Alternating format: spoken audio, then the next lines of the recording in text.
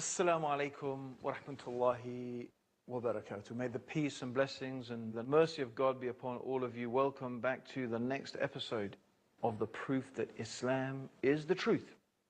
And today we're going to be talking about the scientific miracles of the Quran, those statements in the Quran and the sayings of the Prophet Muhammad, the hadith of the Prophet sallallahu alaihi wasallam, may God's peace and blessings be upon him, that are truly remarkable, that beg the question, how could such information be in a book 1,400 years old? You see, scientific knowledge depends upon the gradual advancement of information. We can only know a certain thing in scientific terms when something has been studied and observed and examined. And of course, the ability to study and observe and examine something depends largely upon what is available to us in order to be able to do that. So, for example, how much can we know about the stars and cosmology if we don't have access to powerful telescopes and different ways of interpreting and gathering and then interpreting data from the universe around us? How, for example, can we know about the Earth's crust, the formation of the Earth, without sophisticated instruments able to measure it? How could we know, for example, about the details of human embryonic development without the sophisticated processes available to us today in order to be able to acquire that information? This is something concerning how scientific knowledge comes to us. What if we were to come across a book, an ancient book, 1,400 years old, and this book was going to give us information? It was going to reveal facts that we have only discovered recently through our hard-earned scientific method of investigation. And that now, after continued observation and gathering of information, now we know, yes, these are facts, these are things that are true, but no one knew those things 1,400 years ago. No one even had the possibility of knowing those things 1,400 years ago. Then surely this begs the question, where could such information come from? Where could a book so ancient have received such knowledge that is so modern? This is the question we are going to be exploring in the next few episodes of the proof that Islam is the truth. And what we want to remember is that the Quran is a miracle for all times. It was not only a miracle for the Arabs living in Arabia 1,400 years old. For them, the language of the Quran, its structure, its rhythm, its whole meaning was a miracle for them. They would hear the Quran as we've shown, and they would embrace Islam. It was enough for them. They knew that no human being could produce a work like this. We are not Arabs. We may hear the Quran, we may find it beautiful, we may not find it beautiful. So the linguistic miracle of the Quran, the miracle of the Quran's language, it doesn't mean that much to us. But we do believe that the Quran is a miracle for all times. It is just as much miraculous for you today as it was for those people living 1,400 years ago. But the way it is miracle, the aspect in which it is miraculous, is obviously going to change, because the things that we consider to be important today are not necessarily the things that the Arabs considered to be important 1,400 years ago.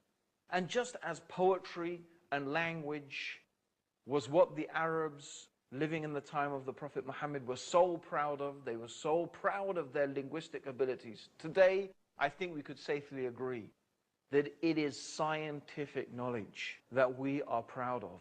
We are so proud of the ability and the achievements of science. In fact, many people will hold up the achievements of science as one of the defining characteristics of the superiority of Western civilization. In fact, there is no doubt that the achievements of science have, by and large, in recent times been a product of Western civilization. And there's no doubt for that reason that many people today are in awe of the West and the power and the ability of the West. We study in universities based upon the patterns of Western institutions. English is the lingua franca, the international language that is spoken all over the world and in which many different studies are performed.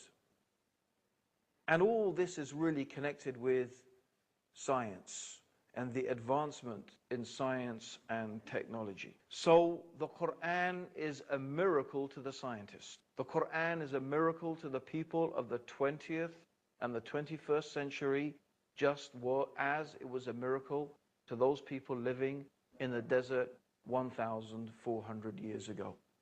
Now, what we plan to do over the next few episodes is to introduce to you some of the statements and explain some of the statements in the Quran that are of a scientific nature and that have proven to be in accordance with modern scientific knowledge.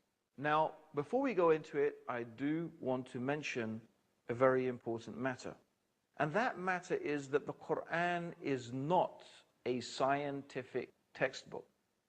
The Quran is a book of guidance. In the Quran, Allah says, Alif Lam Mim, ذَلِكَ الْكِتَابُ لَا رَيْبَ فِيهِ هُدًى لِلْمُتَّقِينَ. Alif Lam Mim. This is the book without doubt. In it is guidance for the pious people. So the Quran is fundamentally, essentially, before anything else, it is a book of guidance. It is a book that teaches us who is Allah, who is the Creator, that there is only one God that is worthy of worship. It tells us also that Mohammed, may God's peace and blessings be upon him, is the messenger of God. It teaches us morals, what is right and what is wrong, how we should behave with each other, how we should behave with the world around us. It teaches us the stories of those pious people who have come before us so that their lives and their examples could be an encouragement for us so that we could further better ourselves. And the Quran also warns us of those people who have disobeyed God, who have sinned against God, who have transgressed the limits that God has laid down. And the Quran warns us and tells us about the fate of what has happened to those people. The Quran is a book of law. It teaches us the laws through which and by which we should govern ourselves according to the wisdom and the knowledge of the mighty, the wise, Allah subhanahu wa ta'ala. So the Quran is not a book of science, but without doubt, we believe, we know that it is from Allah, the Creator of the heavens and the earth. And therefore, it is not unreasonable to expect that the information that is contained in the Quran should reflect the perfect and